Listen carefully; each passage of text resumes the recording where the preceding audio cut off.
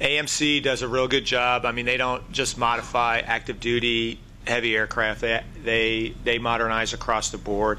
Even ACC, for example, in the A-10 and the F-16 for the OFP updates, which is a large program, they completely fund that. So it's kind of the cats and dogs that we have to fund ourselves, but the larger programs, the active duty is still involved in.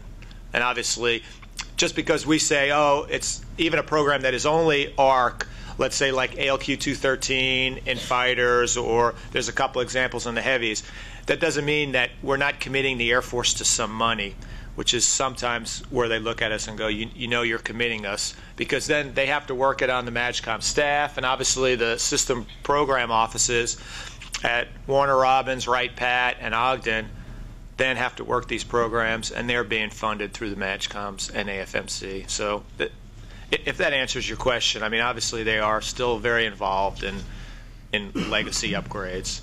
It's just we have to supplement that quite a bit. I think the answer remains to be seen. There's a couple of examples that you may want to monitor over the next couple of years. The one that comes to mind for me is the KC-135. The fleet of KC-135s, when you look at Guard Reserve and active average fleet times, on the surface, it doesn't appear that there's that much difference. The average fleet time on both the Guard and Reserve KC-135 fleets is about 18,000 flying hours, and the active duty fleet is up to 20,000 now. But if you go back and look just less than a year ago, there was only 1,000-hour separation between the two fleets, and it's up to 2,000-hour difference now after 48 years. There is a lot of desire to get active duty aircrew flying Reserve and Guard KC-135s. The problem is our fleet of aircraft are vanilla compared with the MIPers and the Rose jets that they have. So if they want access to those aircraft to use them downrange, perhaps there will be a drive to modify the aircraft we have. There's nothing that's been stated that will occur, but it'll be certainly something to monitor over the next year and a half, 2 years, as we associate with them in a greater degree.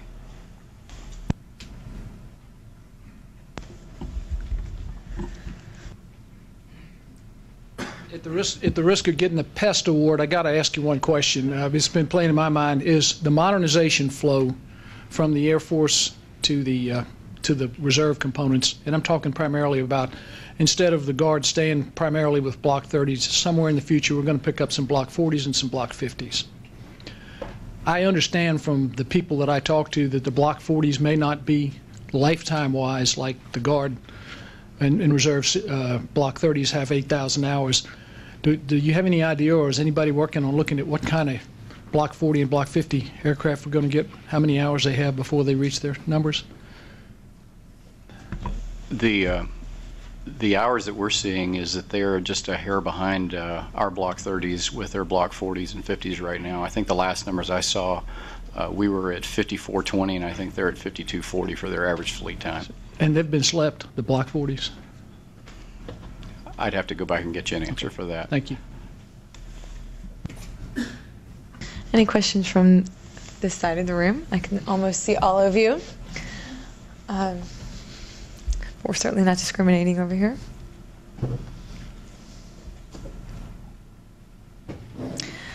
Well, while you're thinking about it, I want to touch on a little bit. I do want to get back to the CNGR recommendations.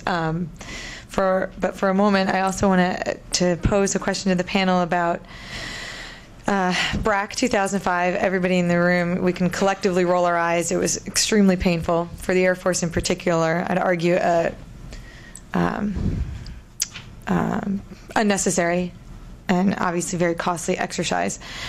Our all Air Force Reserve component units program for new missions for those that were eliminated by the most recent round of BRAC.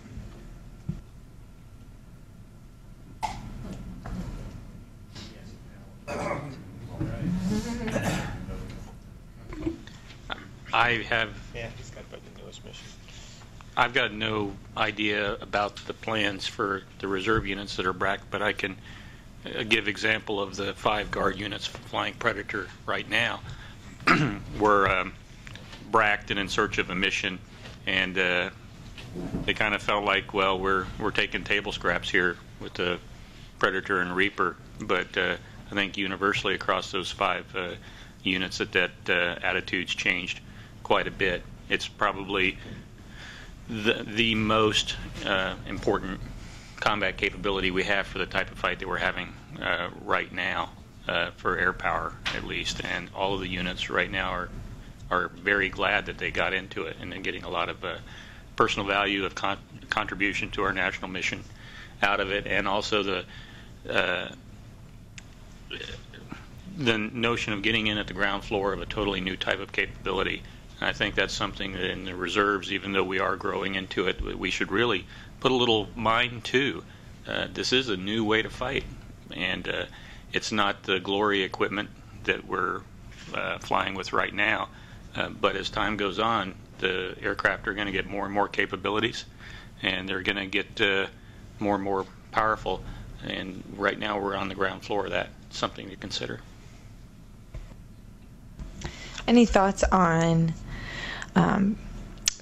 cyber units, particularly offensive cyber capabilities in the reserve component, and whether that is a natural fit or if it's better left in, say, the active force?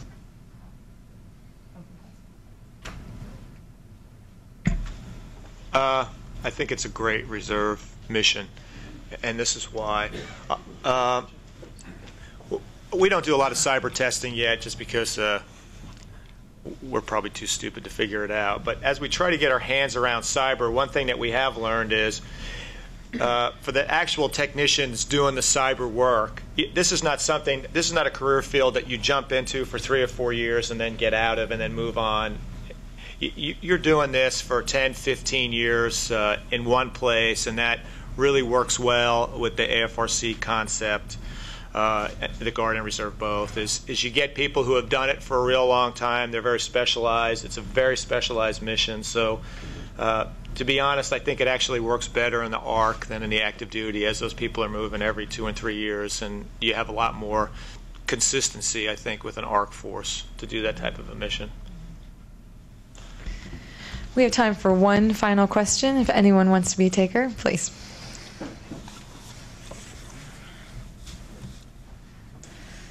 When we talk about modernization, I'm Colonel Weston, Deputy Secretary of Air Force Reserve Affairs. When we talk about modernization with the Air Force Reserve and the Air National Guard, we're talking about unfunded requirements, essentially. When you look at the total cost, it's hundreds of millions of dollars, especially when you're talking about LARCM.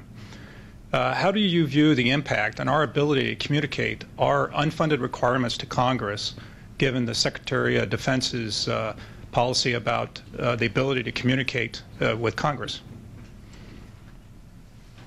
and how that affects our modernization potential? Yeah, you got that one. You already.